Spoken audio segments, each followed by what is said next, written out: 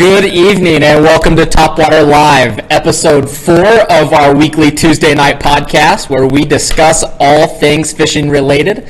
I am Mike Anderson alongside my co-host Kyle Van Leuven, intern Grant behind the monitor tonight as usual, and our special guest Mr. Cody Hart joins us tonight. Tonight we take a look at our roles as tournament directors. We look at the lake release of the Huron division, the first 4 lakes to be released out of that league division, as well as lakes 5 through 8 of the Roots division being released tonight.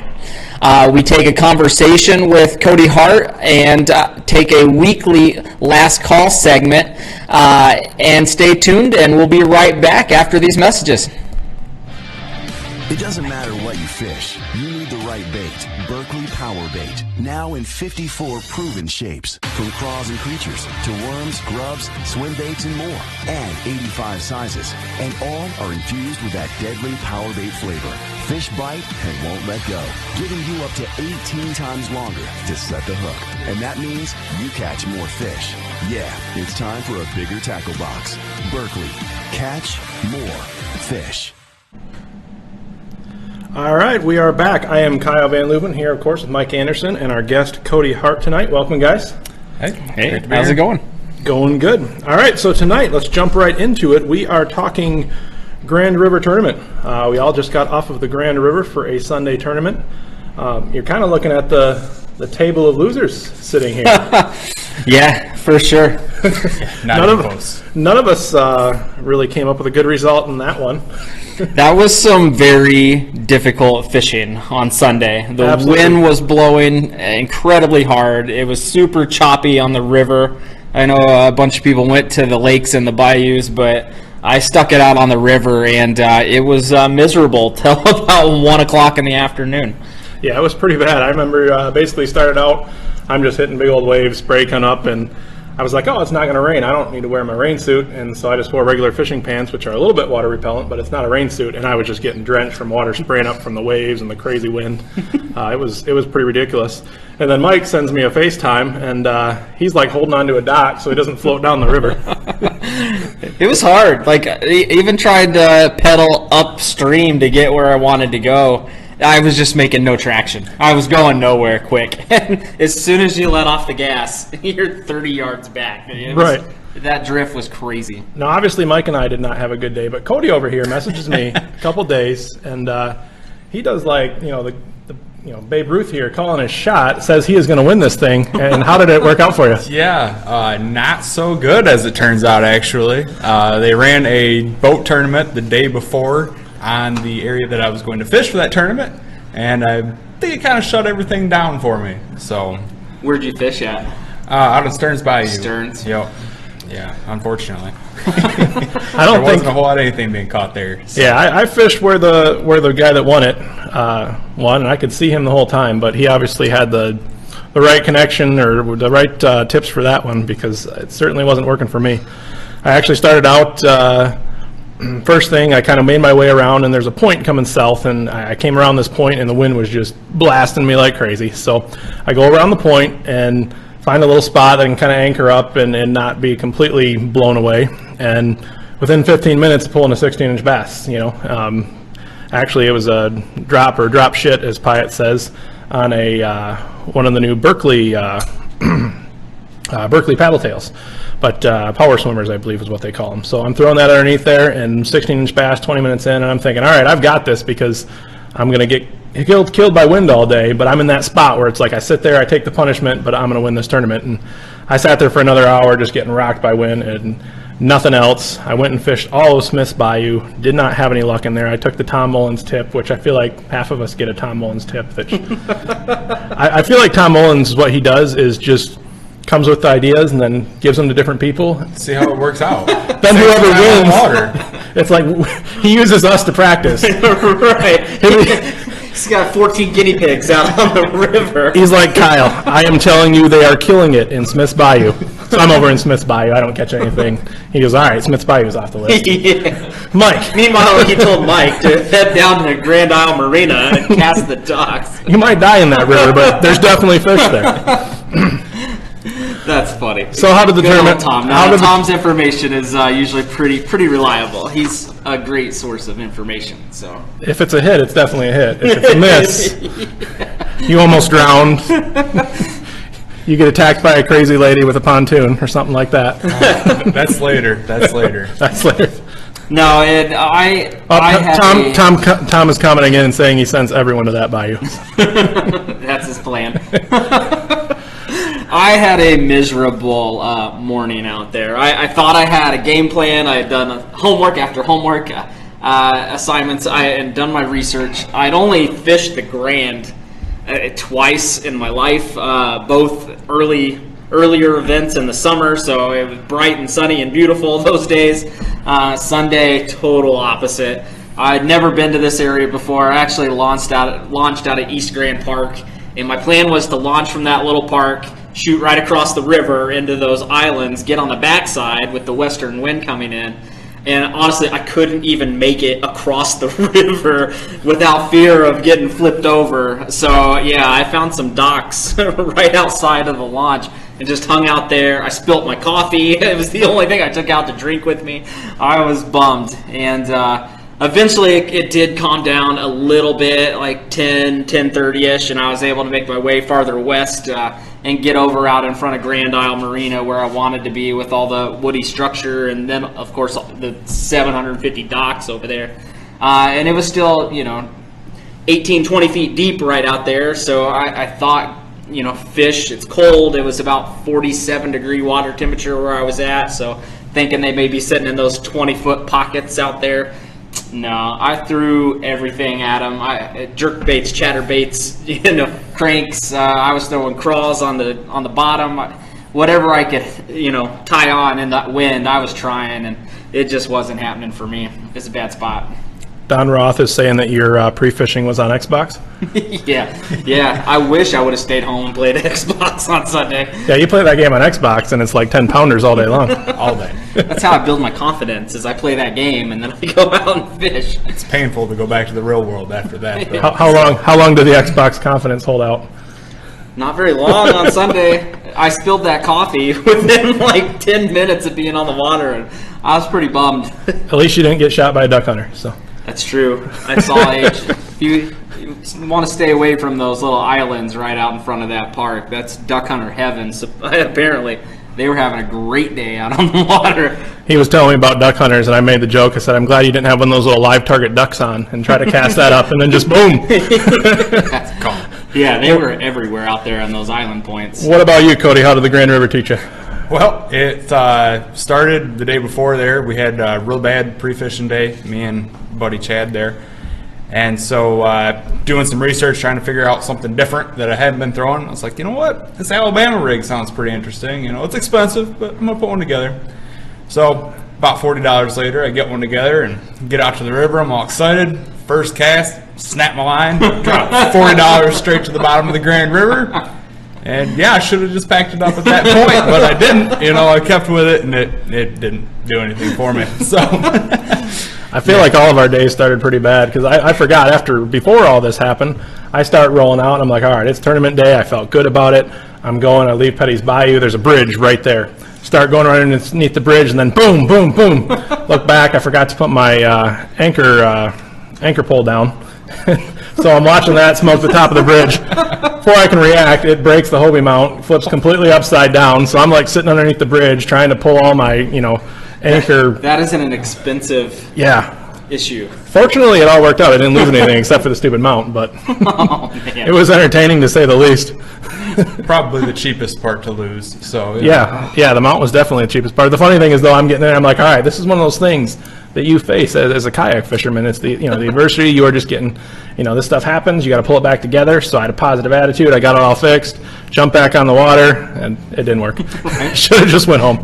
Matt Pyatt chiming in saying he told me where to go. That's another one of those Tom type scenarios where you don't know whether to believe that intel or not. Whether Matt's going to send me, on some wild goose chase, or if he's actually trying to help me, find some fish. So, saying we have a lost connection. Lost connection. Uh-oh. Intern Grant, what's going on back there? Over here. Yep, we froze up. Not blinking red. Test. Let's hold on. Let's see if it comes back or not. Let's see if it starts moving again.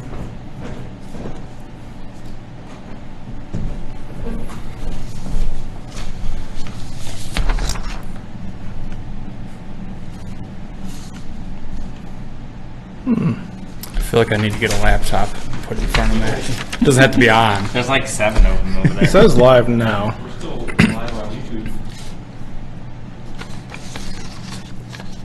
All right. Shouldn't have talked bad about Matt Pyatt.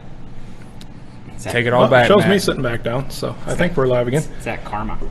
You guys out there hear us? Looks like we're having some trouble, so let me know if you guys can hear us okay. All right, we are back. I've got the confirmation from Jeff. So sorry about that. Don't know what happened there, but apparently we are good to go again. All right. So YouTube was good. Just lost a Facebook connection, so not really sure what happened there, but good to know we're back. So, and while we're bringing up that note, just to let you guys know, we are broadcasting on YouTube as well. So I'm going to go ahead and post the link there now. If something happens that you have trouble here, or we keep having trouble, jump over there. But this is where we're going to be doing all the prizes. So hopefully everything works good from here. So we're going to go ahead and take a quick break to show our sponsor Berkeley and give a little information on that, and then we will be right back with our Matt Pye was last week with our Cody Hart interview. Thank you.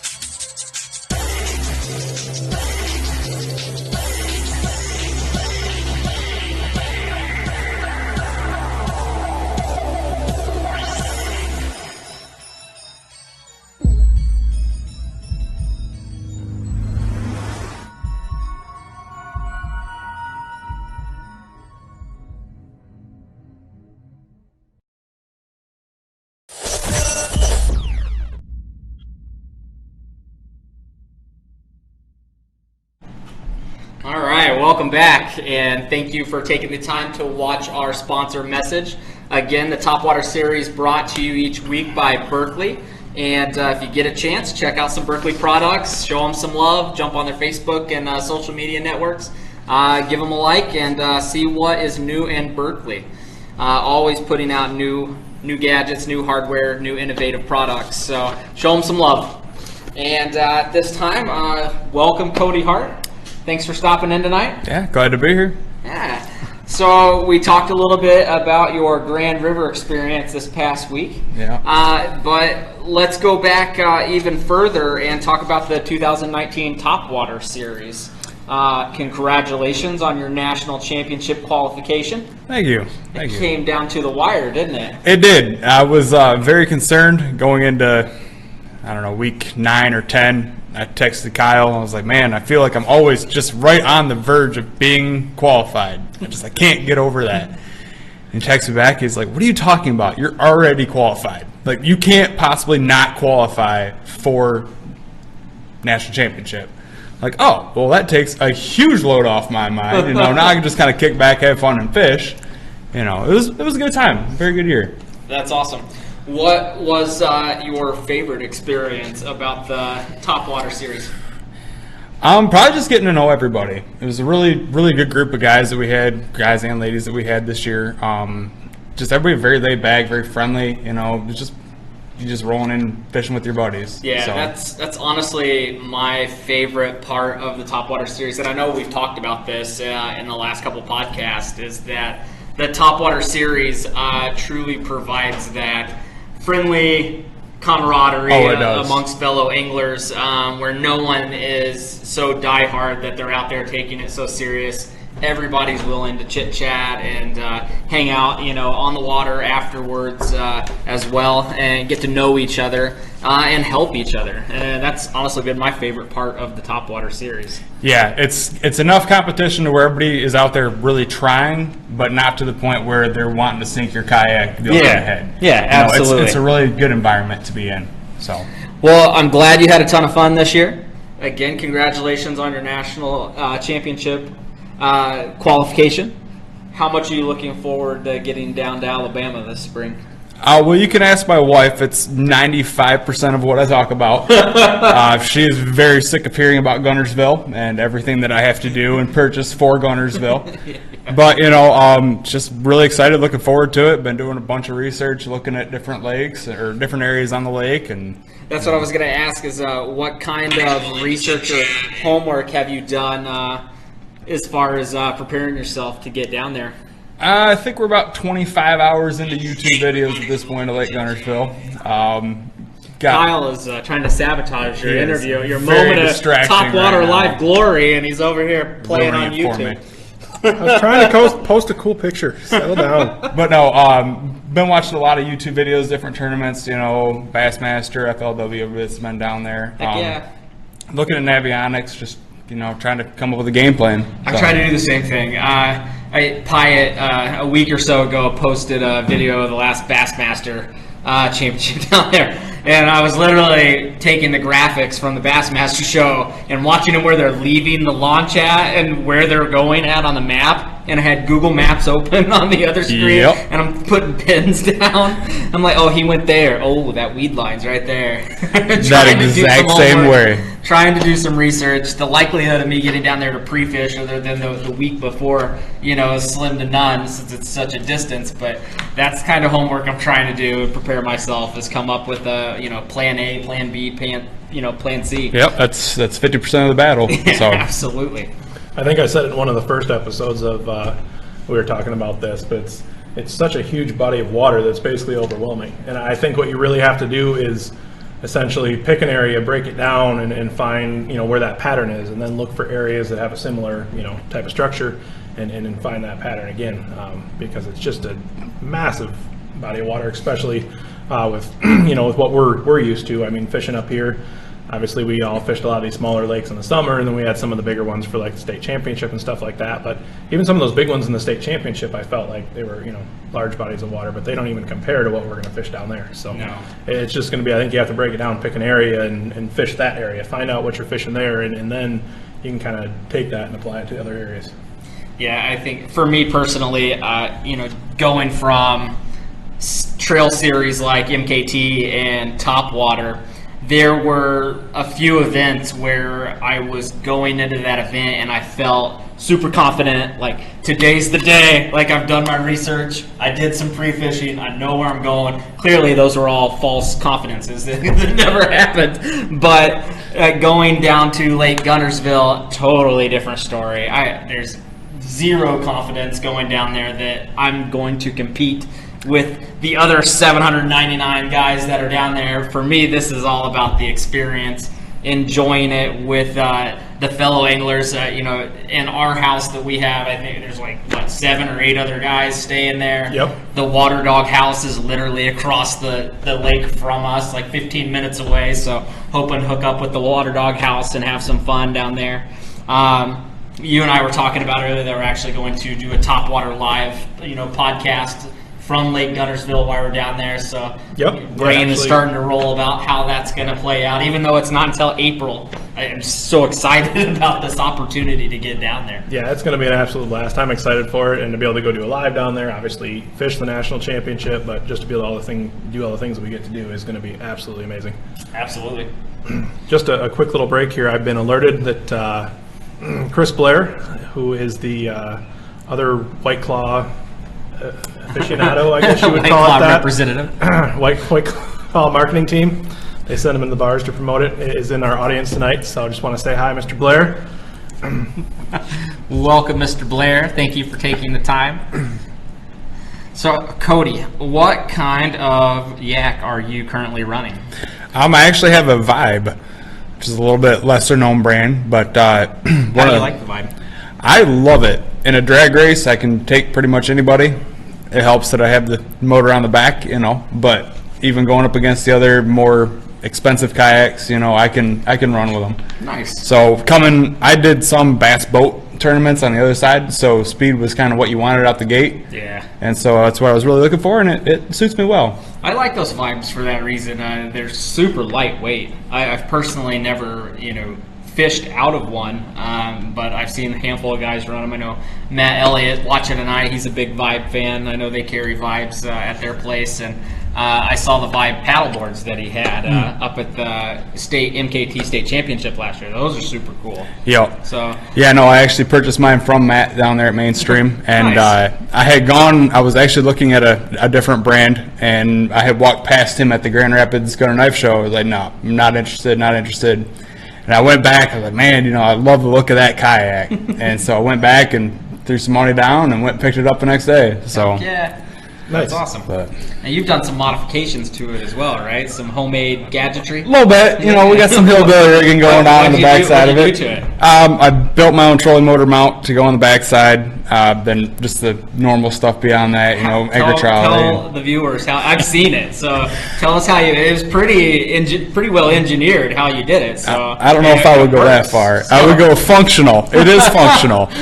It's just a chunk of 2x4 that I cut in half and bolted together, and then build a couple of little brackets that go down into the track that go up and screw to the sides. And then the Vibes come with a blanking on the word. Rudder, excuse me. right. The rudder installed Facebook on the isn't gonna backside. kill you too bad. Oh, I'm sure it will.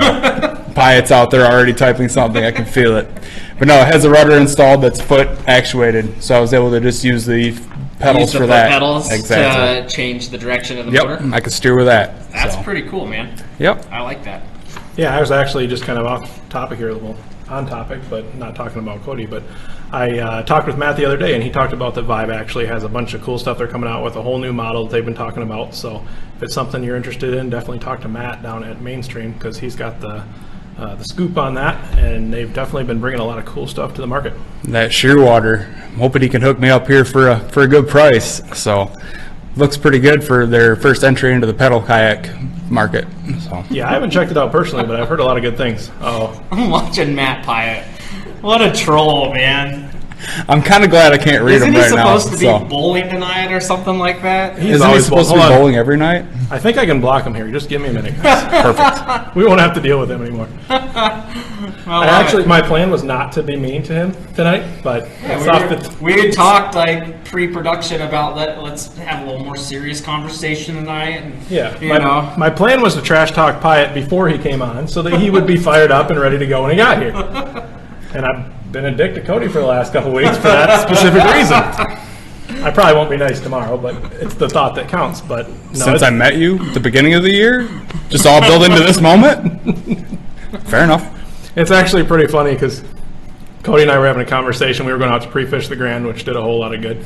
But we're on our way, and I'm just being a complete jerk over text message to him, and he just responded nice as can be, and I'm laughing, and at the same point I'm texting him, I'm like, you're like the nicest person, and I'm just a complete jerk. And he says, well, he's nice over text message because that is the way that's recordable. You can see that. There's a record of that. And we were actually talking about earlier tonight between Mike and I that we're pretty sure his wife looks at his messages to make sure he's being a nice person, and he doesn't want to let that out. Oh, she knows I'm not a nice person. It's not a surprise. But as soon as I pull up to the boat ramp, I don't remember exactly what he said, but he started throwing it down as soon as I got to the boat ramp.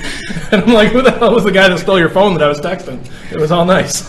Oh, yeah. That's the best thing about this Topwater series is I think that everyone has gotten to know each other so well along the trail series that you're able just to roll up to the ramp and start talking smack, Right. because everybody knows it's just in good fun. And Right. the best part is they're going to dish it right back out. Yeah, oh yeah. And you can keep this running all year round. So It's just kind of who I am. Like in our family, there's always been the saying that if we're nice to you, it means we don't like you. And it's true. I feel like I'm the only one that really takes that to heart. Maybe my brother Ryan. He just might be a jerk, but I feel like I'm the only one that really takes that to heart. And I'm just mean to everybody, but it's all good.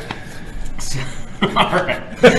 Back on task. Back on the task. My job is to sit over here and get you guys off at that. You're the, The whole- you're the Ed McMahon of this, Right, that's of this show. Just cut his mic. Does the microphone have to like drop down from the ceiling? All right, I'll stop talking. So, the Topwater Trail Series this past season, what was your favorite body of water that you were able to fish on the schedule? And I've asked a lot of people what their favorite lake was or river, and it's been different across the board. Everybody kind of found that their own personal favorite off the series, the list that we had this year. What about you? Well, going into it, I was really looking forward to Jordan. I've done a lot of fishing on Jordan Lake in the past, and so I was really expecting high things for myself, and it did not work out whatsoever. But in the end, I enjoyed Green Lake. Green? My first lake that I caught a full limit on, so Nice. it was pretty good. Nice. That wasn't the lake that you came flying back by, right? Because you had forgotten. We're not something going in to the truck. discuss that meeting there, Mike. Yeah. Hey, at least you were honest. I was. You called yourself on it, ran back, got your life jacket out of the truck, and Yeah. threw it back on. So I was in my rain was gear. good. I'm not used to that. yeah. That was a tricky lake too. Kyle had a good game plan for that lake, finding that point. But Yep, I remember that one. yeah, That was the one that had the little tiny parking lot that was kind of set down from the road. Yeah. Yep. Actually, I got that point from Adam Turk, who pre-fished with me. We went out there in the boat the one day and pre-fished with me. He's like, I'd fish that spot, and it worked. I liked Green Lake too. I liked going back to Jordan. Jordan, and we'll get into that a little bit later. Jordan was probably my favorite lake on the. I'm definitely looking forward to it. I want some redemption on that lake. That was a cool so. lake. I was highly entertained at that lake too. There was a younger guy out there on his jet ski, and his girlfriend was on the other jet ski, and he couldn't get it running quite right. So he was making laps from his jet ski out in the water to the parking lot, stealing spark plugs out of his truck and running back to his jet ski. You got to do what you got to He do. got it running. He got to spend the afternoon with his girlfriend out on the water, but it's a little risky stealing the spark plugs out of your truck. I probably would have loaded up and gone home. You're not die hard like that, Mike. I know. Not on those jet skis. What are you most looking forward to for the 2020 season? You've seen a handful of lakes released. Are you going to try and fish the trail series at all? Are you going to focus more on league division? What's your game plan for 2020? Doing the league and the trail, hopefully, just hitting as much as I possibly can. Nice. Wanting to hit some of the more northern tournaments that I know Kyle's going to be running with Water Dog. Heck yeah. So try to get some of the more southern end of them. Yeah, that's awesome. But, now, I know, speaking of league division, for those of you that don't know, we've mentioned this a few times, but Cody's actually stepping up as a tournament director and teaming up with Mr. Dave Mall this year to run our Roots division, kind of the West-Southwest division, so to speak. So how do you feel about doing that? I think you guys got really desperate for people to help with. You were digging the bottom of the barrel before you found me. But I'm really looking forward to it. We got a pretty good game plan, pretty good list of lakes going on.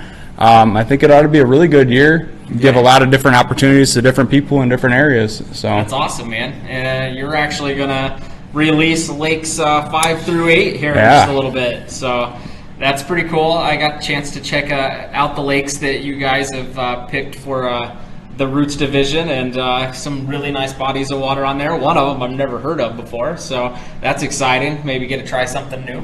So Yeah, that'll be an absolute blast, and that's kind of the thing with this. I mean, obviously, some of these lakes that we're doing this year are repeats of last year, but there's a lot of new ones. But that was so much fun about last year is all these lakes that you've never fished before, and a lot of them we're going to be going back to, and it'll probably be the second time we fished it because you just don't have a chance to go hit all of these tiny little lakes and pre-fish them all the time.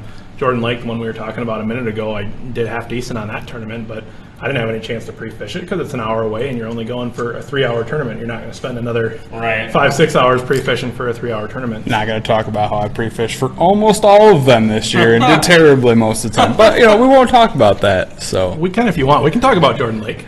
I don't want to talk about Jordan Lake. We've talked about that one enough. I do a little bit. I can make fun of both of you guys talking about Jordan Lake. What happened to Jordan? Oh, you took my spot.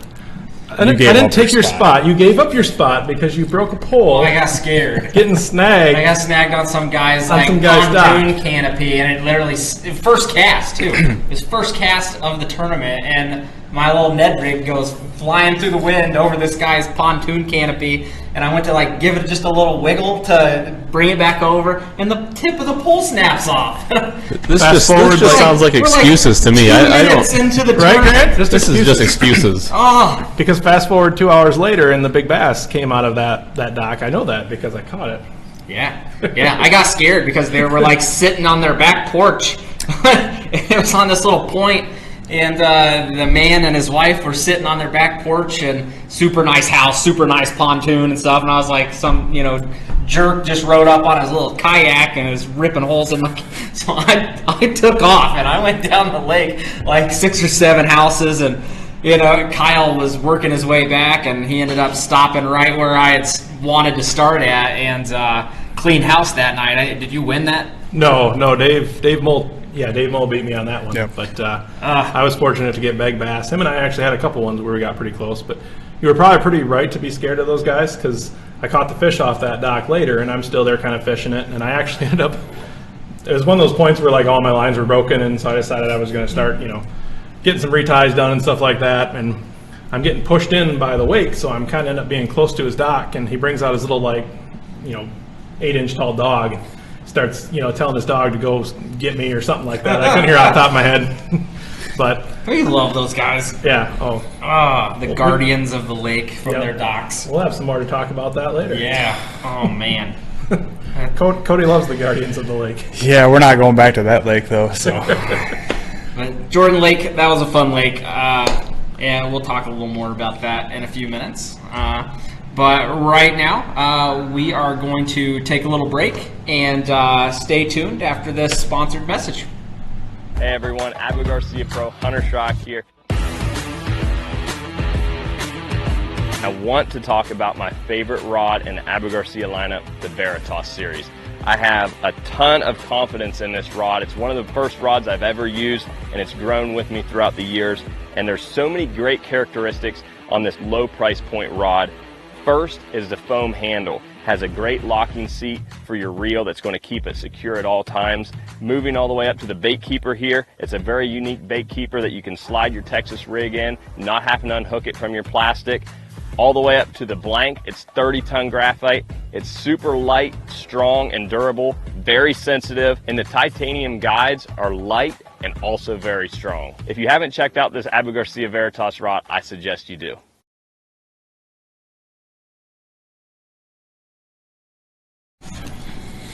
All right, welcome back. And now we'd like to take a couple minutes and release some lakes. I know that's a big part of the last 4 podcasts is the weekly lake release. I know a lot of people look forward to seeing what lakes we're going to be fishing on each division. Tonight we're going to give you 2 different divisions. Each week we've just been doing 4 lakes out of each. Tonight we're going to double up and release the first 4 lakes from the Huron division. It's the Southeast Michigan area. And we're also going to release in the Roots division lakes 5 through 8 tonight.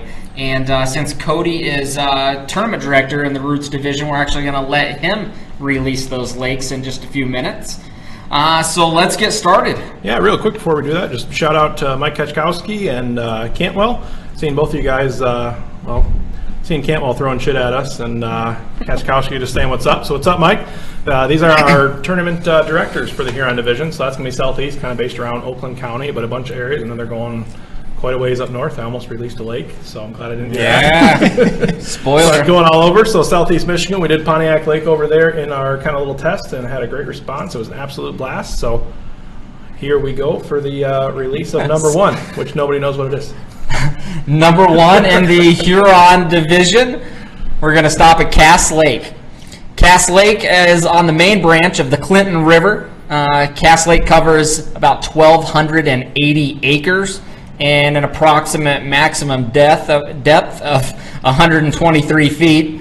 This is Oakland County's largest and deepest lake. So a lot to look forward to with Cass Lake. It's a cool body of water. 1,280 acres is a big body of water, but it's pretty deep too. 123 feet deep is a deep lake. I believe we're hitting that in our trail division too, aren't we? Yeah. Yeah, so that would be obviously a great opportunity to pre-fish for that trail division.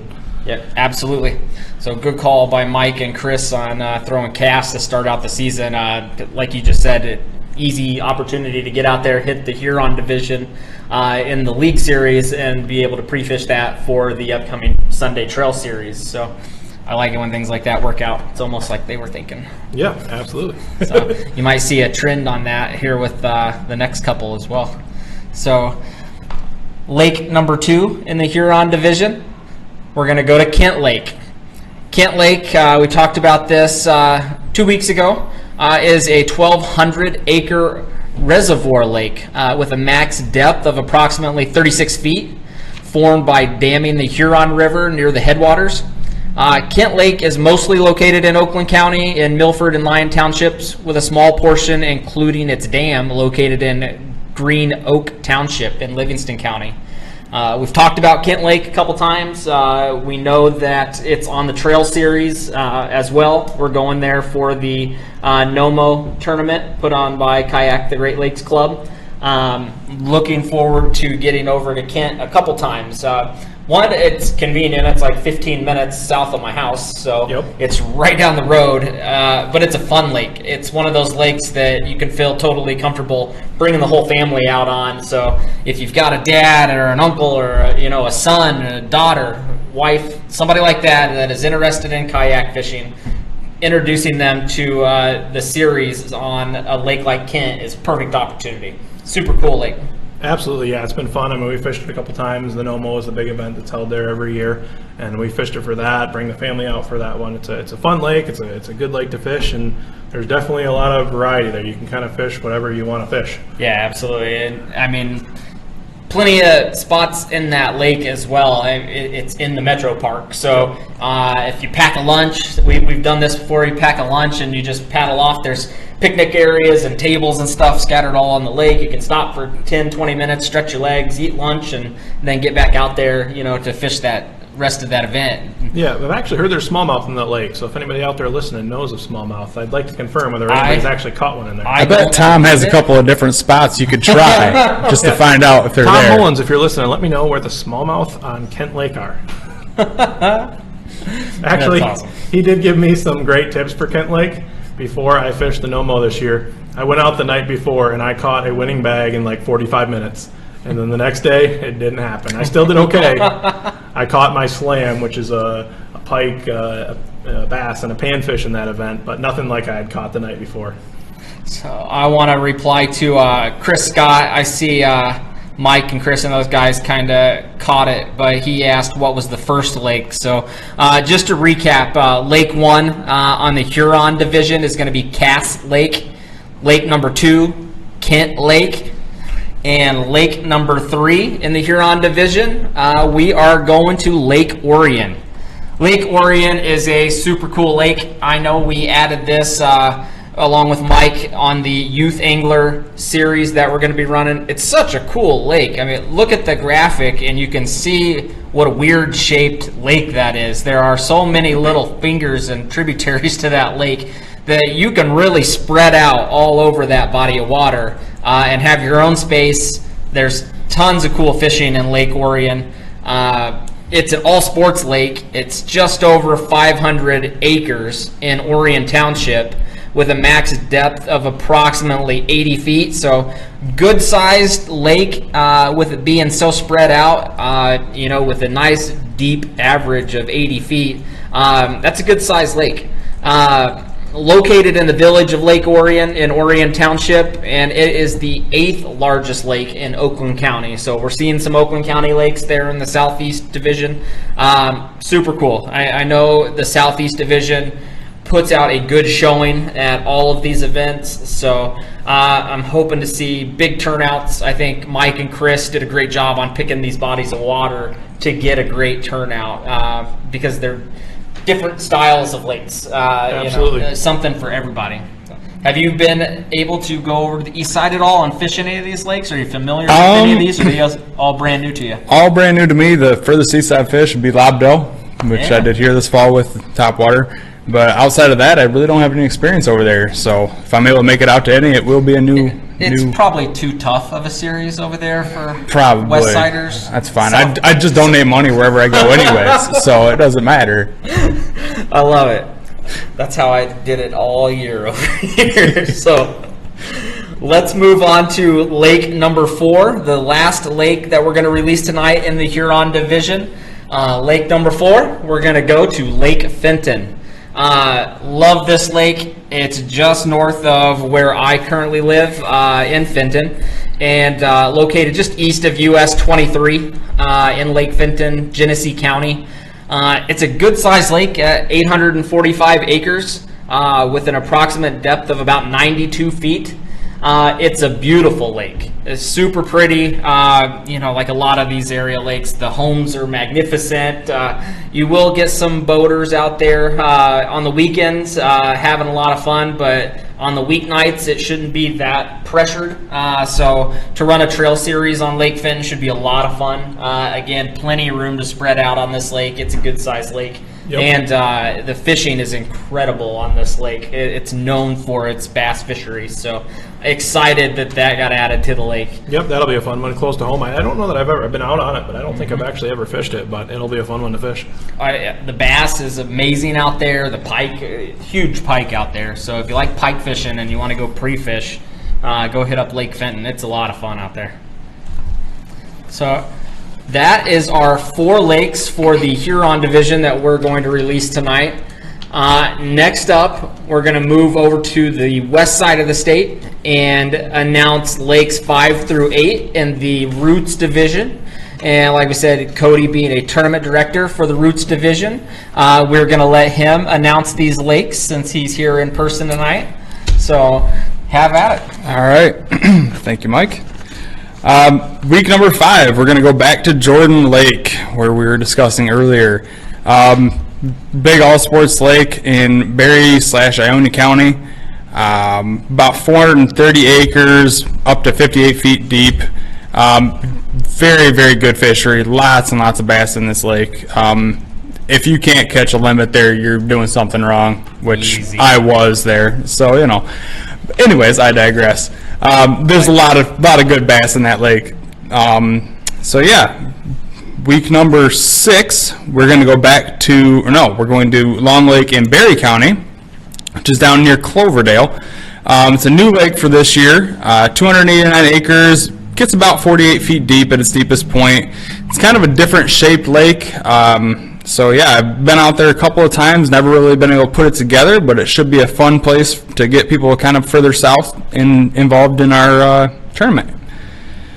Let's see, number 7, we're going back to Big Pine Island, which we ended our year on this year. It's in Kent County, 45 feet deep and about 223 acres.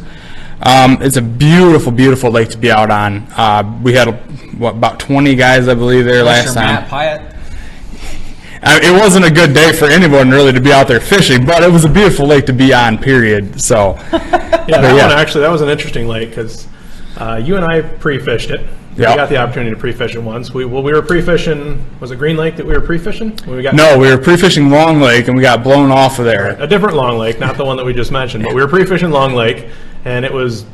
We went out there for a little bit. It looked like it was maybe going to rain. We said, we'll tough this out. And then suddenly we were like, no, we're not toughing this out. So we pulled up to the dock. We're like, we'll tie the boat up to the dock because it's going to pass by. Another 20 minutes later, it's not going to pass by. So we just pulled the boat out of the trailer. I'm like, hey, Big Pine, which is the last lake of the year, is just a little bit west of here. So let's go hit up that one. So we hit up Big Pine, and we did a pretty decent job pre-fishing that night. And I got the opportunity to fish it with Matt Pyatt. maybe about 4 days before the tournament, and I did pretty well that night. He did decent as well. That's the joke last week. He talks about me losing a 4-pounder by not. I believe someone was trying to boat flip a rather large fish and didn't go so well for him that night. 7-pound test was not a good idea. But it's definitely an interesting one. And then none of us did good in the championship. And the reason I wanted to mention is because a guy that came out for that one actually was his first tournament with us, but I believe his first tournament ever. And he won that one. And we actually had that happen a couple times this year where guys coming out fishing their first tournament ever were able to win. And that's kind of the challenge because you only got 3 hours out there. I think when you've got 8 hours on a Sunday, the guys that know the waters, the guys that have that experience have a good opportunity of being able to come out with a win because if their plan doesn't prevail or doesn't come out, they have a chance to adjust. Right. But with this 3 hours, you've got a plan and you've kind of got to make it work. And sometimes you don't have a plan and you just try something and that works. But it gives the opportunity for guys coming out that haven't fished a lot of tournaments to really have a chance to come out and win or take home a prize. I think that's one of the really cool things about the Topwater Trail Series, with it being such short time. And I know we talked a little bit about this with Matt last week when he was here. But a 3-hour tournament is not a lot of time for you to lollygag. You've got to go out, you've got to find what's working, what's not, and figure it out fairly quickly. But at that same time, that gives everybody the same kind of chance. You don't have 8 hours to put a pattern together and figure it out over a length of time and move spot to spot to spot. It's quick time, and I think it gives everybody the ability to get out there and compete right out of the gate. Whether you're fishing the ramp like Maul does or if you go across the lake like you do, it's equal opportunity in a short 3-hour tournament. Yeah, towards the end of the year, I stopped going near as far. And actually my rule was that if I had a spot, I would go, for example, I was working my way down a shoreline, I would go for 8 minutes because the way we do it is we do a shotgun start, kind of a little bit different than what your traditional tournament or kayak tournament would be. Is we all start, we're in one location, and we all start from there. And most of the guys are jumping in their kayaks with like 2 minutes left because we're all having a good time and BSing with each other. We jump in, we go, and you've got 10 minutes before lines out. So you don't have that hour or 30 minutes to go to your spot, on the other side of the lake. And so some guys are like, oh, well, I'm fishing this tournament. Can I go, 2 miles up the river? Well, have at it, but you're going to miss out on time to fish. That's a risk you got to take. And so towards the end of the year, I realized I would go 8 minutes in whatever direction I wanted to go, and then I would stop and get prepared and start fishing because that was kind of like that Dave Mull thing that he had, is that he had the opportunity. I don't even want to know what you're laughing about. Some of these guys in the chat. Yeah, I see that bass, Chris. He's right there. He's just hanging around in that hole right there. Toss that Ned rig out there. And let's old Ned. All right. Let's back to where we were. Lake number 8, and then I want to circle back around and talk about some of these lakes that you've talked about. For sure. Other than just Big Pine. So the last lake we're going to release for the evening is lake number 8 for the Roots Division, and we're going to Campbell Lake. It's in Oceana County. I don't think so. I don't think that's right. No. I think it's in Kent County. Fake news here on Topwater Live. It's near Caledonia, Michigan. So, it's a smaller lake. Haven't been there a whole lot, but it was kind of in the area that we were wanting to be able to fish. And so, we're going to go out there and try to put something together. So that picture you just saw is completely wrong. That is not the lake. Is it in Kent County? Yes. That kind of looked like the same picture. I think the graphic was correct, but the information... The graphic may have been right, incorrect. But yeah, the picture, that looks like the same picture. Good Lord, who's running this thing? Not my fault. It's not my fault. Freaking intern. When in doubt, blame it on Grant. Poor Grant. Oh, man. But no, it's a new lake again for this year. We're trying to find something more in the Caledonia, Grand Rapids general area, and this one kept coming up. I know it's really kind of renowned for being a musky lake, but we're going to go there and try to hook into some largemouth. So. And that one that'll be about what, late June, I'm thinking, for that one? I believe so. June 23rd, is that what the graphic said? Yeah. So the muskie will probably be a little bit deeper, as deep as that lake will allow to be if they're in there. So this guy? Yes. So 60-acre lake? It's going to be tight. That's elbow to elbow out there. Again, I have to go through and look at that, but... Man. Did anybody approve this list? That might change.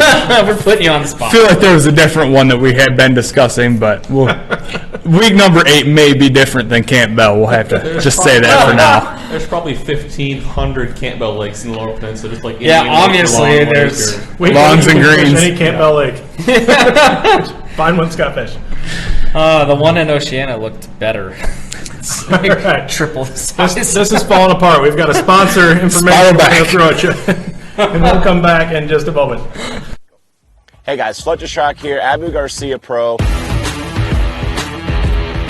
I want to talk to you today about gear ratio speed while flipping and pitching. You know, flipping and pitching is something that I do quite a bit. I primarily use the pitching technique. And when you're using the pitching technique and you're pitching the bait out there, it's very important to be able to bring that bait back really quick to make another flip. And the only way that I'm able to do that successfully is by using a high-speed gear ratio reel. This is the new Revo Rocket. This thing turns 41 inches per turn of the handle. So I'm constantly getting my bait in the cover to the bottom, obviously, and back out to the next spot as quick as I possibly can with a higher speed gear ratio reel.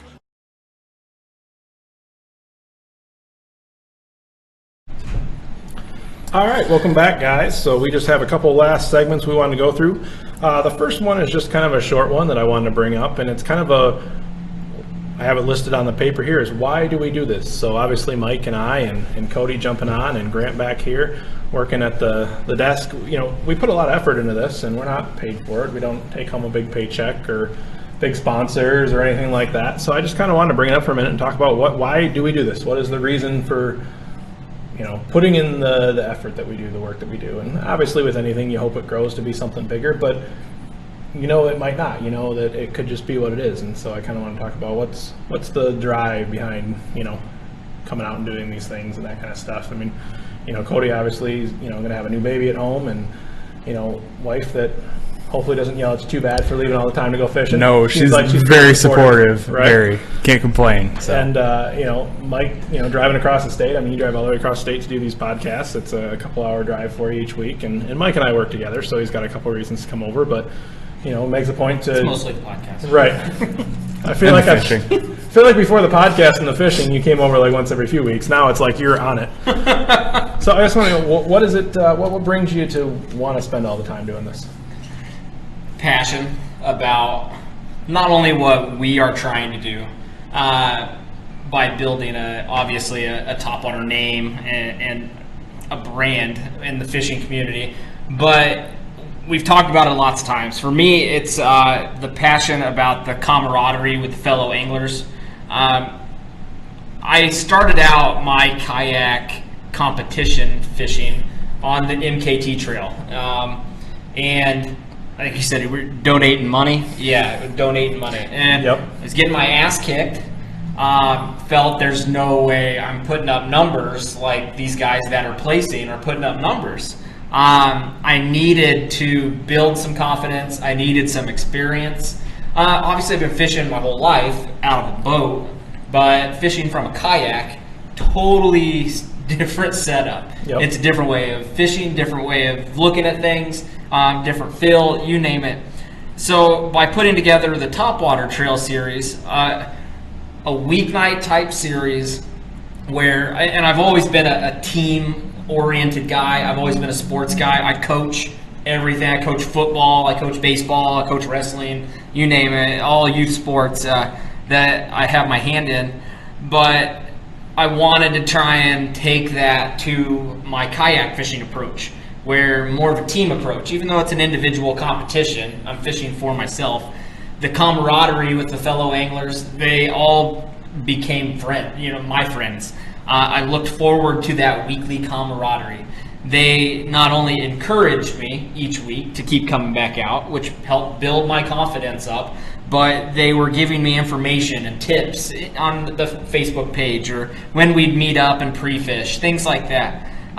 So it not only helped me build my confidence up in our league type setup, and that was kind of our goal, was to make this more of a league style setup where you've got your co-ed softball teams, or you got your bowling league and stuff like. Why not a weekly fishing league where you get together with your friends and you go out and you compete? I mean, you can go out, have a lot of fun with your friends. You can compete, but you could also walk home with $300-400 on a Tuesday night. So big perks of just going and hanging out with your buddies and fishing. It never happened for me, but there was always that opportunity out there.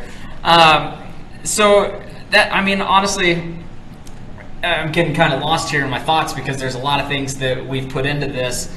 But for me, the camaraderie with my fellow anglers, using the Topwater Trail Series as not only a confidence booster and a way to compete for the newer anglers, giving me that confidence to go and compete in some of these more elite style series, the big weekend 8-hour type tournaments, the MKTs, the KBFs, things like that, the Hobies, where now after I've got a ton of Topwater tournaments, which you can rack up a lot of them in a short amount of time, doing it every single week for 3 hours at a time. It's a lot of practice, a lot of preparation practice, getting my kayak set up for that particular week, getting everything prepared on a weekly basis. I got in a ton of practice. Now whenever I get set up and I'm going to compete in one of these larger elite style series events, I feel way more confident. I feel like I know what I'm doing. I know how to prepare my stuff, what I need to rig, what kind of homework I need to do, what kind of research online I need to look at before I get there. Absolutely. I mean, I feel like with some of these small tournaments, well, with a lot of tournaments, you go and you've got a game plan, and I feel like if you've been doing this for a while, if you've got a lot of experience, when your game plan, doesn't pan out, you come up with a second, plan, and you can maybe go out and find them. But for a lot of us guys that haven't fished as much, we come up with a game plan. If it doesn't work out, we're kind of scrambling. We're a little bit lost. And I feel like these 3-hour tournaments get you an opportunity to try out your game plan. If it doesn't work, you come back next week with a new one. But you're not stuck out there for 8 hours while everybody's throwing up 90 inches just trying to figure out what in the world am I not figuring out here. So it gives you a lot of opportunity. And I guess it goes both ways, because in one way it can definitely be a stat patter. If you got the Tourney X stats, something like a Matthew Pyatt, looks like he's, championship of the world. Some sort of world-class fisherman over there, Since you're fishing, I mean, again, a lot of series are 4 or 5 events every year, and we hold, 12. You're fishing, 3 times as many events, so it can quickly make a difference. And Cody, what about you? I mean, you jumped on without question, really, actually, since I've met you and been talking to you, you've kind of consistently said, what can I do to help? And I can tell that's obviously the kind of person you are, whether it's, going out and fishing together, what can I do to help? What can I do to help? Whether it's launching a boat. But also with this series, you've said, what can I do to help? And, I said, hey, if you want to jump on and be a tournament director for this series, so what brings you to have the desire to want to do that? Well, I like I said, I came from the bass boat side, and so coming over, the first event I fished out of kayak was the MKT Gull Lake this spring, and I got my ass beat just terribly by the lake, by the wind, by the people, everything. And so to the point where I gave up at noon. I was like, you know what, this is stupid. I'm going to go home. And I called my wife, and she's like, no, get back on the lake. What are you doing, you big sissy? Go out there and, then go to the weigh-in. So I went to the weigh-in, and I was talking to the guys. And even at that level, they're very open and, wanting to talk to you. I was like, oh, that's cool. They're telling me how they were catching fish. No one's ever done that at a tournament. Everybody's always been kind of closed-lipped in the bass boat side of it. And so that was a very new experience to me, and it made me want more, made me want to be a part of that kind of a camaraderie, like what Mike was talking about there. And so found the Topwater, and I was like, hey, this is kind of more my speed. I'm used to the smaller lakes. It's where I'm comfortable at. So I really started fishing those, and I've enjoyed it. I've loved it. It's given me something to go do on a Tuesday night, go do on the weekends, go pre-fish, all that. And so to be able to try to bring that to more people and bring more people who aren't used to tournaments in general into the fold and bringing them to these smaller lakes, it's not as intimidating. Gull Lake in the beginning of May is a very intimidating lake. But, Campbell Lake in June isn't that bad. So it's something I'd like to be able to take to more people, and I'm kind of passionate about that. So. Yeah, that's awesome. Yeah, I feel like this series absolutely brings in a lot of new people into the sport. It seemed like every single week that we were out there, somebody was new, somebody was fishing their first tournament or coming out and giving it a try. we've got some new ways this year to not only let people try it out without taking as much of a risk, but also ways that people that try it out and don't do that well their first time, which is expected, can have some other prizes to win and stuff like that. And also, like I said, we mentioned before, we've had a lot of people come out on their first tournament and be able to win that tournament because, like I say, it's a fresh body of water. It's a short amount of time, so it's kind of a little bit of anybody's game when it comes out. So. One thing I do really like about the Topwater compared to the MKT is that MKT, a lot of times I feel like, if you're not in the $2,000 pedal kayak, you're kind of at a disadvantage because you're going to have to be fighting the waves in the lake more. But the smaller lakes, it's not as big of a deal. I mean, how many people in $200 kayaks did we see out competing with the guys in $3,000 Hobies, Oh, yeah. And I feel like it kind of evens the playing field in some regards in that. Absolutely. So. I remember one guy come to me and he won one of his first tournament. He won it, and I don't remember what he won, but maybe around $250 or something like that for winning that night. And he came to me and he was just absolutely pumped, and he's like, "This is a lot of money to me, And when you're going out spending $2, $3, $4 grand on a kayak, not saying that you didn't work hard for it, but you're obviously okay with committing that amount. But when you're rolling out in a cheaper kayak and you win that, that's just that's something that keeps you going. That's an extra feather in the cap that you beat the guy in the $4,000 kayak in your $200 Walmart.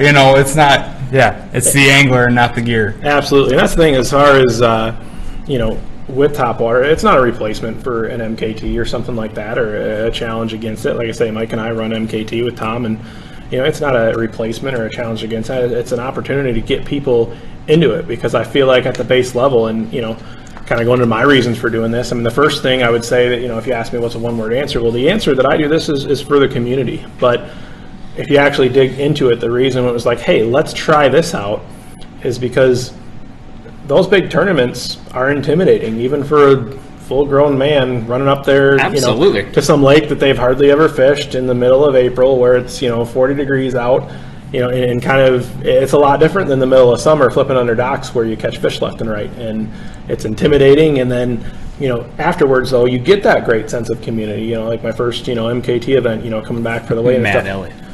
I don't want to see what Matt Elliott's saying. Matt Elliott. It's dynamite chime in. Anyway. Matt Elliott, Didn't mean to cut you off there. Have you beat me, Matt Elliott? Let's leave it at that. Shots fired.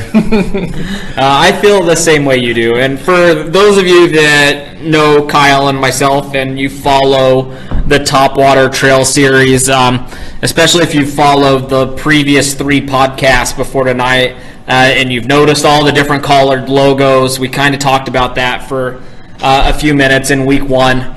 But just to reiterate kind of and piggyback what you were saying, to me, the Topwater Trail Series, why I want to keep doing this, it is that building block. Starting in 2020, we will have several different levels, so to speak, of competition, where, starting with the Youth Angler Series, where you get kids out there ages 10 to 15 that have never done any of this before, or maybe they've got a kayak and they float around at the beach and stuff.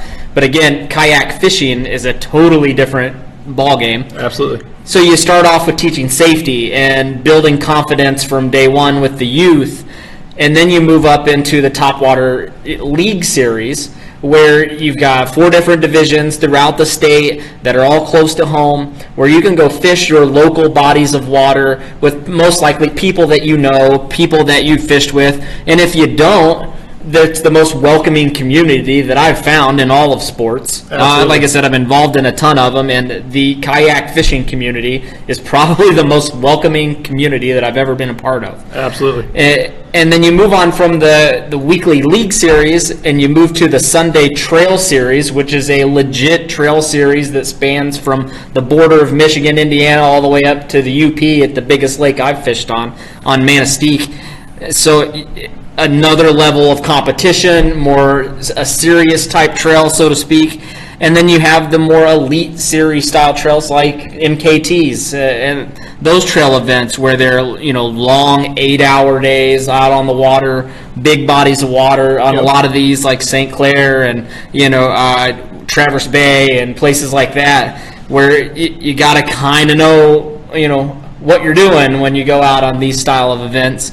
So it offers something for everyone. Yep. It's a building block to build the confidence, the knowledge, the safety, in order to go out and be able to compete on some of these bigger, more prestige trails. Absolutely, and I hope that by what we're doing here, we are able to get, if we're able to get people into the sport that we see competing with us, going to compete at MKT and meeting them down at the national championship. That's the goal, right? Keep bringing people into this sport, introducing new people into the sport of kayak fishing in a safe, friendly, enjoyable environment that keeps you coming back week after week. Absolutely. That's the point. All right, we are moving on to our giveaway now, and then we're going to play last call. So we got about 10 minutes left. I apologize for going just a little bit over tonight, guys, but we are going to do our giveaway, and then we'll play last call. And then right at the end, we will play our kind of ending graphic. But if anybody wants to stick around, ask questions for Cody or anything like that, or just bullshit, which it appears you guys have done a lot of that while we've been on here. Hopefully the sensor's paying attention. Do we have a sensor? I hope we have a sensor. It's in your mind. Every time it looks like we're going to say something bad, Grant, just jump in the mic and make some type of noise. Yeah. All right, so that giveaway, what we're doing tonight is whoever can announce the lake that is the first on the Huron schedule. We just announced it earlier, so whoever says the lake that is first on the Huron schedule, I have a... Cannot be a previous winner, cannot be a tournament director. I have a pack of power baits coming back here. These ones are actually cool. They're called, I believe it's Zest Tails. I have a pack at home that I am anxious to try. Probably won't happen to spring, but they're a pretty sweet little, see if I can get them up there, pretty sweet little bait. So you're going to get a pack of these coming towards you. And we already have somebody? I didn't want Pyatt to win. Pyatt can't win. We're skipping him. Sorry, Pyatt. Chad Watson. Chad Watson won last week. We got to skip him too. Jeff. All right. Jeff Wenzel. Sorry, Chad. Sorry, Matt. Love you guys.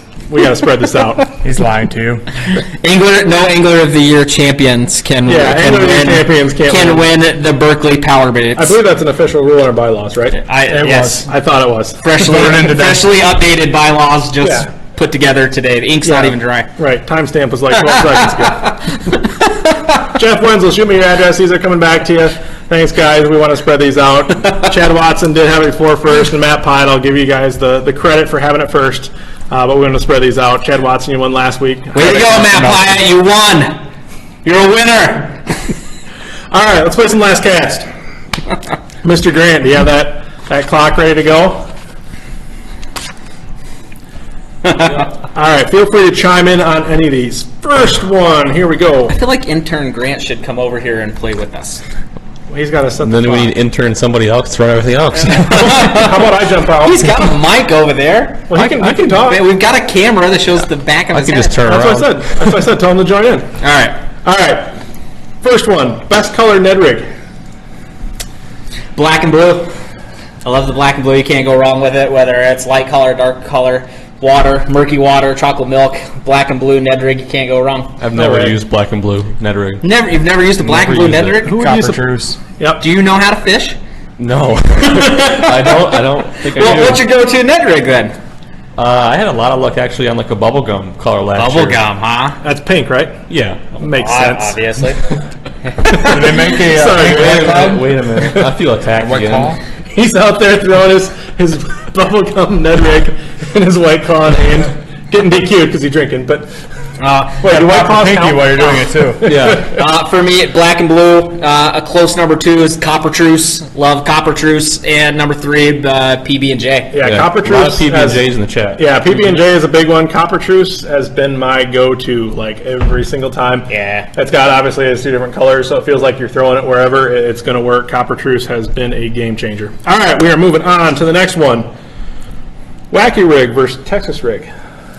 Oh. Texas rig, hands down. Really? That's surprising me. Gotta go weedless. This guy throws weedless Texas rigs like it's his job. I would beat the pants off of you. That'd be me too. Really didn't. Fantastic. You must not have fished them this year then. I didn't say I was good with them, but throwing against the I don't know. Wacky rig for me is where it's at. I don't fish a lot of Texas rig Cincos. I like the wacky rigs. I'm not a super finessey fisher, but I do like throwing the wacky rigs out there in front of the dock post and letting those wiggle down. So I can say I haven't fished a Texas rig Senko a lot, and I'm sure there are situations where both come in handy. I do fish a wacky rig a lot. That's kind of my thing, flipping docks. What were you throwing at Jordan Lake when I came in second?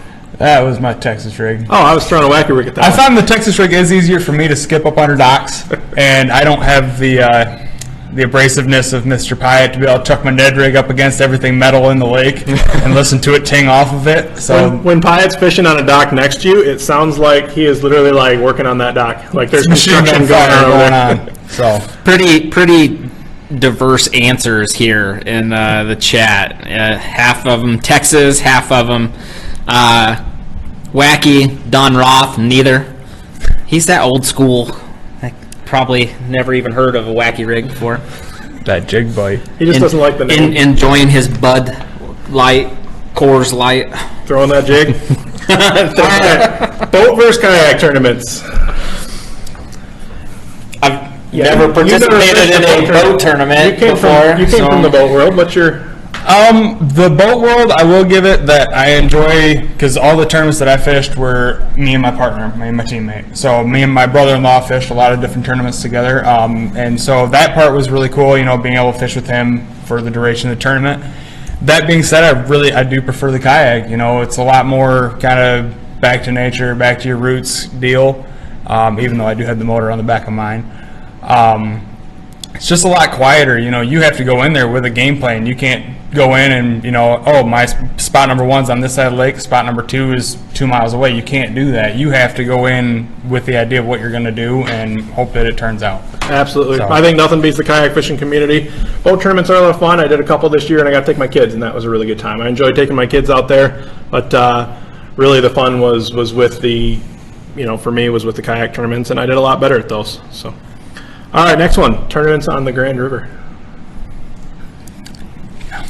I've had fun on the Grand River. For me, it's got to be summer months. I know we wanted to really throw in a Grand River tournament on the Topwater fall series schedule. Yeah, it just ended up being later in the fall as our series finale actually last week.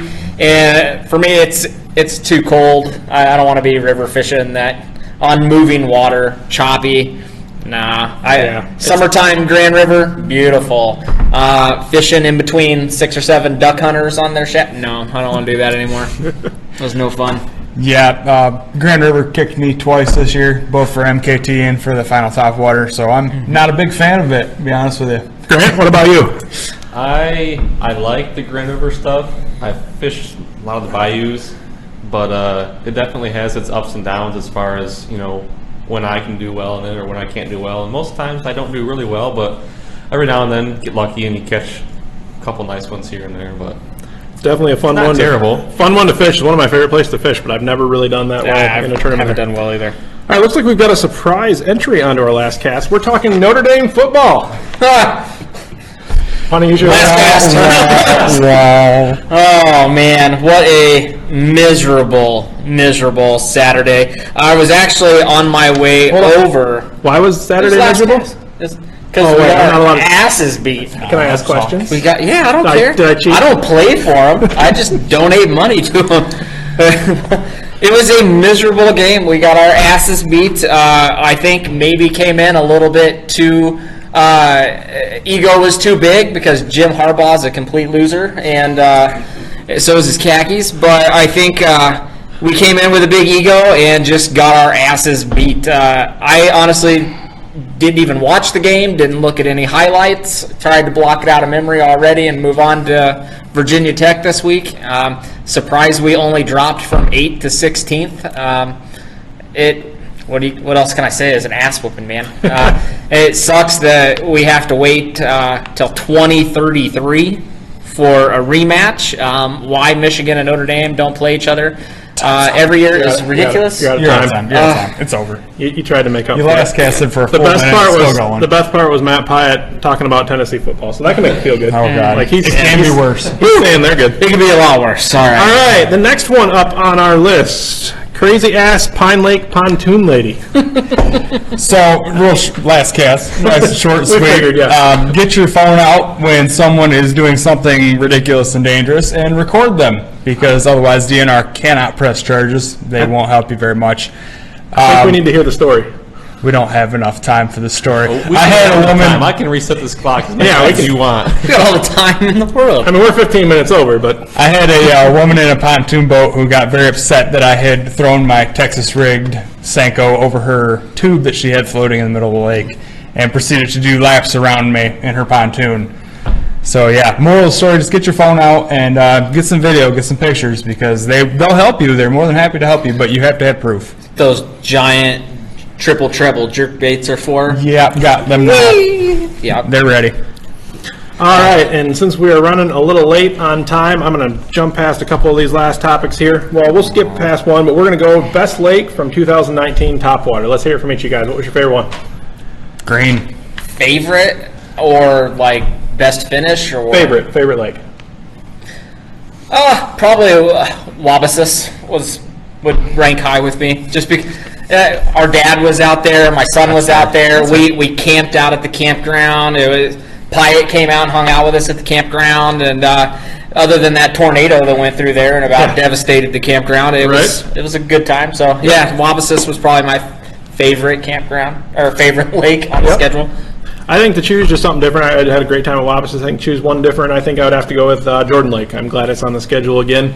That was my first good finish. I don't think it was my first good finish, but good finish that I really just felt confident in. And I ended up taking second at that one. Got big bass. It was really close between me and Dave Mull. And I don't know. I just felt good about my game plan, and everything kind of worked out. And it was absolutely gorgeous night. I just really enjoyed that one. And then we went to a place with amazing food afterwards, and really enjoyed that one. So, all right, and continuing on. What about you? Green Lake. Yeah, Green? you said Yep. it first. Yeah. You didn't say anything else. Of course, Andy would chime in with Stearns Bayou. Andy, first time out in a kayak for a kayak tournament, and wins the event on Stearns Bayou with his frog. I think he only threw a frog that night, kicked everybody's ass that night. Yeah. So, good job, Andy. Yep, that was a good one. That was fun. That was really cool, actually, to see him win. That was pretty exciting. All right, so we are going to just give a quick little preview of next week. We've got Steve Espin coming on. Excited to have Steve Espin joining us next week with Pure Fishing. Yep. Wealth of knowledge about the industry. He's a consummate professional, so I'm excited to have him in here and chat with him next week. Came in third or fourth at the Grand River tournament just a couple days ago. Third. So, Yeah, third. third So, place. yep, he's actually done well in all the Topwater tournaments come out too. So Steve Espin's going to be with us next week. We'll probably play Last Cast again. We'll have some more lake releases. I believe we are going to have the first lakes in the Tri-Cities division, which is the one around Saginaw. So stay tuned. We're going to throw out our closing graphic. If anybody's got questions or anything like that, stay tuned. We'll answer those, and then we're going to have a probably run through comments and that kind of stuff. But we'll be on for a couple more minutes if anybody's got any questions.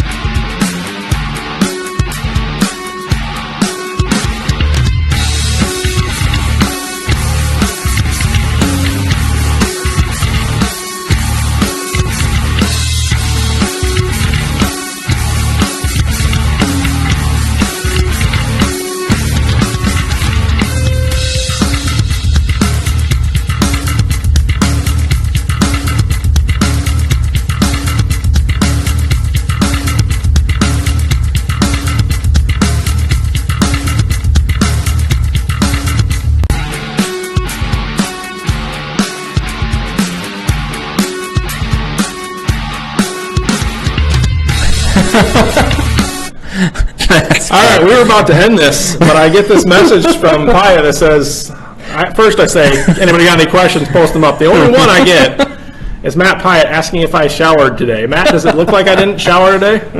I know I haven't shaved in like 3 weeks, but... Catchboard orders from Diesel. Yeah, absolutely. I've got two people on the catchboard order. I place one every couple months, it seems like, but... Catchboard, they work with us over there. They're great guys. They've worked with us to do custom ones, so we get a little bit of a break on them. They all come to my house, and you guys can pick them up, or I'll meet you on them. Pyatt, you can't smell me from here. Do I have a stank, Anderson? But no, yeah, catchboard orders, we can definitely get them into me if anybody wants one. We're going to be due one in the next couple weeks here. And like I said, I think I got 2 people. We're going to order just a couple generic Topwater ones, but you can get your name on them. You can get Topwater logo. You can get MKT logo. Multiple color options, multiple sizes to choose from. We've actually got mainstream logo, and we have Water Dog logo. So if you're interested in having one of those. Yep, a Water Dog logo, a MKT logo, mainstream logo, and the Topwater logos all available on the board faces of your catch boards now. And like I said, multiple colors to choose from.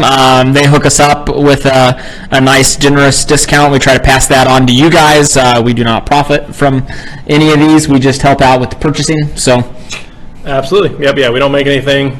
Actually, I tell everybody to pay with friends and family, because if they don't, then I lose money. But True. They're a great board. We like getting them to people, and it saves everybody a couple bucks, because shipping's a big thing with them. So we can get them all here and get them to everybody. And I've got no problem doing that. So if you're interested in a catch board, shoot me a message, and we'll get it taken care of. Chad Watson, will there be more info about the Elite and Worlds? Yes.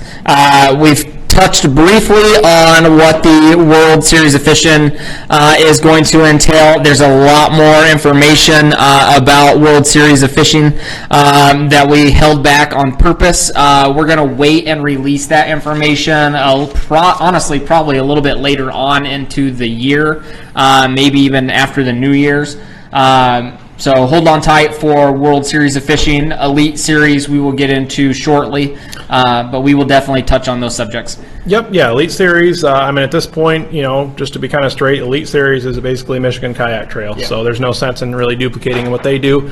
So that's kind of the Elite Series is the Michigan Kayak Trail. And I think at some point, we're hoping that we got a lot of big stuff coming in the next year. So what we've announced at this point is just kind of it's some of the big pieces, but there's a lot of really core critical pieces in what we're doing that are all going to be released in the next year. And we're kind of hoping to be able to work with other series like MKT. And so that's going to kind of be that Elite Series is that next step up. As far as the Worlds, absolutely, we're going to be releasing information. A lot of that is not going to come until next year is when we're going to start posting a lot about stuff about the World Series. It's going to be something really big, and it's not going to be anything really that you're going to have to necessarily separate your schedule or anything like that. It's not a whole other league, but it's something really cool that we're doing. We're adding to the series, and like I said, I can't release anything about it yet. To our knowledge, it has never happened before. Nope. It does not exist in the kayak fishing community. It will be the first of its kind for this sport. Yeah. So tune in. I know we've been asked about the Worlds quite a bit with the logo announcement a few weeks ago and the graphics and stuff, but we're keeping that a little closed lip for now, building up even more anticipation because, like I said, it's the first of its kind. It does not exist in our kayak fishing sport, so being able to bring this to our friends and family in Michigan, super excited about it. Yep, yeah, it hasn't been done before. It's something that we're adding on, coming into the next year. And it's one of those things that we don't want to announce things until we've got everything ready to go with it. And it's something, like Mike said, that's never been done before, and there's a lot of work going on behind the scenes that's going to make this possible. So I don't want to go through and announce it until we have everything else there to support it. But it'll definitely be coming, and it's going to be one of the coolest things that you'll have the opportunity to do. Right. Couple other things. Matt Pyatt, can he come in next week, and can he bring the trophy? If you want to haul that trophy in, you are more than welcome. And we opened up our studio offices here in downtown Grand Rapids to any of our viewers. So if you are free on Tuesday nights and you feel like stopping in at the office, shoot me a message. I'll send you some information on where to park and how to access the building. More than welcome to come hang out and chime in with us. It just makes it that much more fun. Andy. Pyatt is still welcome? Or? Yeah, he can come in. I didn't know. Any more Sunday tourneys next year? Yes, actually we have an entire Sunday trail series. Check our photos on the Topwater page. It's titled the Sunday Topwater Trail Series. I believe there's 12 events next 12 year events on all the trail throughout series. the state. And who was it that asked that question? Andy. Yep, so yeah, there's 12 events throughout the state. Ones that are going to be close to here. I know we've got one down in Kalamazoo.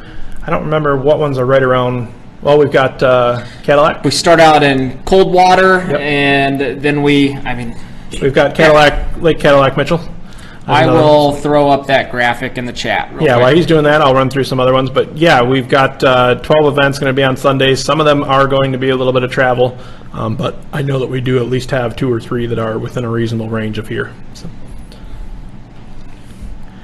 And just kind of running through the things here. It's Camp Powell Lake, Camp Powell Lake. not Camp Bell. All right, we will issue a correction. We'll post up on the page. But Campbell Lake is not happening. It's Camp Powell Lake. That's one I've heard of. So hopefully you guys have 2. But that will be the one that is the 8th lake in the series. So. Matt Pyatt wondering if there will be a return to Wabasis. There might be, but you're going to have to pay attention as we release the rest of the league series. We're going to be releasing all the rest of the league series before the end of the year. So we're going to take a 2-week break around Christmas, New Year's, but we will get all of the rest of the releases. We'll be doing 4. There'll be 1 more week where we double up, but we'll get all those released throughout the end of the year. And then the beginning of next year is going to be actually focused on a lot of some really big guests that we've got coming on the show. I know we've got Jeff Fader coming on. We've got AJ McWhorter from Hobie's coming on and some other awesome guests. So I believe we've actually got some previous KBF national champions that are going to be on board with us. So that'll be kind of our shows for next year, but we will get all of the league series out for this year. So. All right, any other questions out there that anyone's got to ask, or we are going to call it a night because my back hurts from sitting on this stupid chair. They improve your posture, though, Kyle. You have to sit up. I'm trying my best. If I was in a chair, I'd be like slumped over by now. So. Well, before we take off tonight, just a quick thank you to everybody that's been tuning in over the last 4 weeks.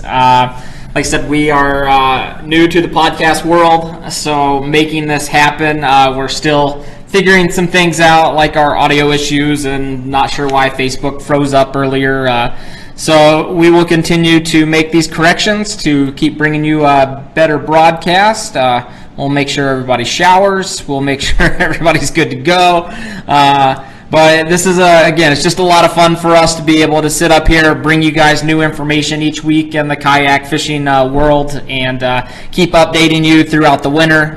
To my knowledge, all of the tournaments in the state of Michigan are pretty much wrapped up at this point. So We've got between now and April till we can get back out there and compete again. Unless you want to run down to the Hobie Bass Open shootout. So if you want to cruise to Arkansas, have fun. I think there is a pike tournament. Oh, yeah, absolutely. Yeah, Dave Mole's got his pike tournament going on next weekend. So, that's right. Yep, yeah, we were going to mention that. Where's the pike tournament going to be at? I'm guessing around Kalamazoo, but Dave Mole's got a pike tournament going on. They do it every year. Sounds like a lot of fun. I would like to attend. I don't know if I'll be able to make it, but is that a kayak tournament? Kayak pike tournament. Yep, next weekend down. I believe it's right around Kalamazoo area. They do it every year. He actually works on it with Matt Elliott from Mainstream. So they posted up on it. I'll get the information and post up on the page. I think it actually was shared on the Topwater page. But if you want to jump in on that pike tournament, that would be a lot of fun. I'd like to make it. I just think I'm a little bit burned out, so we will see if I can make it down there or not.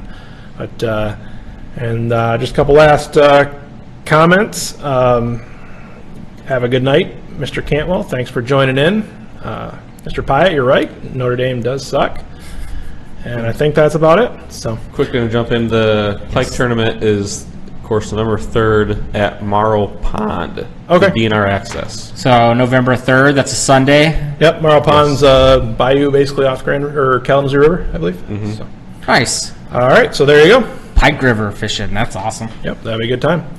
All right, guys, thanks for joining in. We will see you next week with Mr. Steve Espen. Have a good night. All right. Good night, guys.